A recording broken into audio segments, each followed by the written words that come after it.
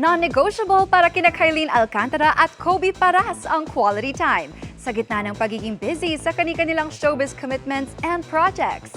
Couple goals nga raw ang dalawa para sa fans. Kaya ang isa sa kanilang mga tagahanga nagpa-tattoo na dedicated sa kanila. Makichika kay Aubrey Carampel. Dahil magkaiba ng field of work, very happy si Sparkle star Kylene Alcantara at basketball star boyfriend na si Kobe Paras tuwing magkakasama sila sa trabaho.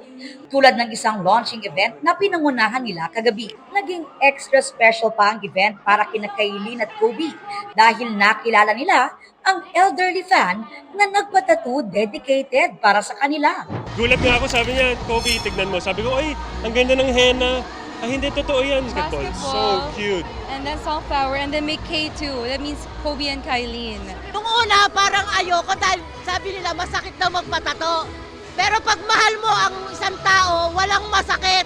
Ganon ko sila kamahal. Busy ngayon si Kylene sa showbiz commitments at sa pinaghahandaang drama series. Habang si Kobe, abala sa bubuksang negosyong bar and resto. Soon ay babalik na rin daw siya sa paglalaro ng basketball. I know a lot of people have been wondering where I've been.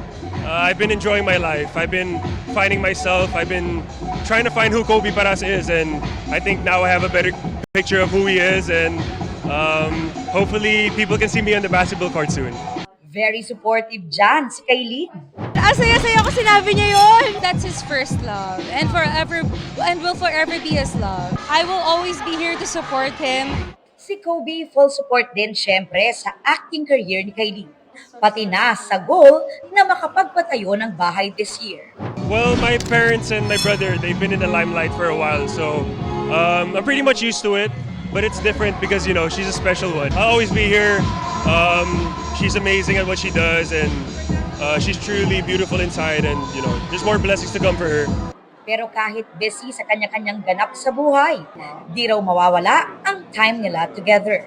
So when we do have the time, we try hard. It's hard sometimes, but we try to go out and work out. Actually, I don't need a coach kasi siya na yung coach ko. Yung trainer ko. Aubrey Carampel, updated sa showbiz happenings.